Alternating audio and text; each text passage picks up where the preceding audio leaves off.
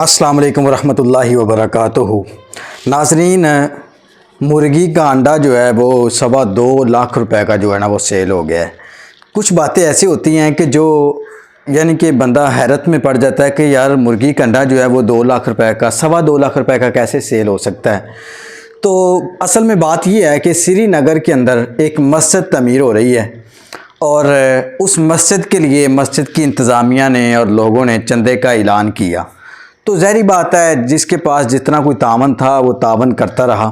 وہاں پر ایک بیوہ عورت تھی جو انتہائی زیادہ غریب تھی، تو اس کے پاس مرغی تھی، تو اس نے کہا کہ میں تو یہ ایک انڈا ہی دے سکتی ہوں۔ اس عورت نے وہ انڈا اللہ کے گھر بنانے میں مدد کے لیے وہ مسجد کی انتظامیہ کو دے دیا۔ تو جب انڈے کو سیل کرنے کا موقع آیا تو کسی نے 10 روپے لگائے، ایسے کسی نے 100 روپیہ، آخر کار ایک بندہ جس نے 10,000 روپیہ اس کے انڈے کی قیمت لگائی۔ تو پھر اس انڈے کی جو نا وہ بولی لگی، وہ کرتے کرتے آہستہ آہستہ ایک تاجر آیا جس نے وہ ایک مرغی کا انڈا جناب 2.25 لاکھ روپے میں خرید لیا ہے۔ ذرا بات توجہ کے ساتھ سننے والی یہ ہے کہ نبی علیہ الصلوۃ والسلام نے ارشاد فرمایا کہ جو بندہ اللہ کا گھر زمین پر بناتا ہے نا تو اللہ تعالیٰ اس بندے کا گھر جنت میں بناتا ہے۔ تو عبد المالک مجاہد صاحب نے ایک واقعہ اپنی کتاب کے اندر نقل کیا ہے۔ وہ کہتے ہیں کہ سعودی عرب کا ایک شہزادہ تھا، اس نے ایک دن ارادہ کیا کہ میں اللہ کا گھر یہاں پر بناؤں گا۔ تو وہ ایک بستی والوں کے پاس اس نے مسجد کی تعمیر کی یعنی کہ وہ ایک نیت کی۔ تو انہوں نے ایک ٹھیکیدار کو اس کی ذمہ داری دے دی کہ آپ نے کسی سے پیسے نہیں لینے اور یہاں پر آپ نے مسجد تعمیر کرنی ہے، جتنا خرچہ آئے گا میں اپنی جیب سے دوں گا۔ وہ مسجد تعمیر شروع یعنی کہ اس کی ہو گئی۔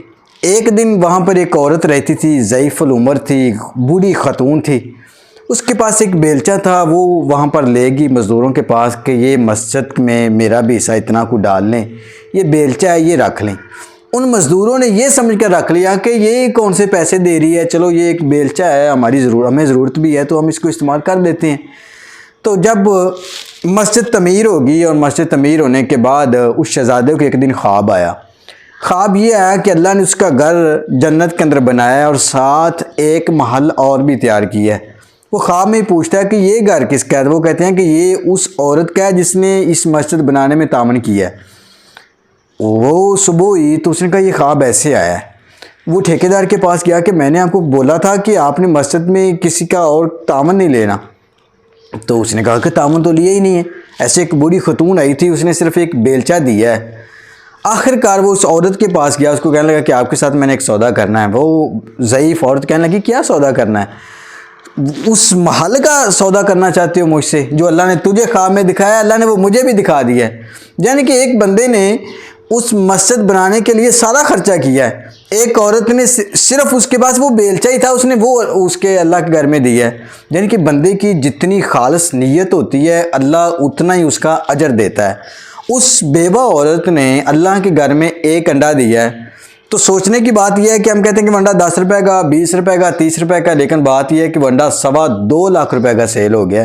اور ذرا تصور کریں، نبی علیہ السلام نے فرمایا کہ میرے صحابہ اگر رائی کے دانے کے برابر بھی خرچ کریں تو عام بندے اگر احد پہاڑ جتنا بھی خرچ کریں تو وہ اس کے مقابلہ نہیں کر سکتا۔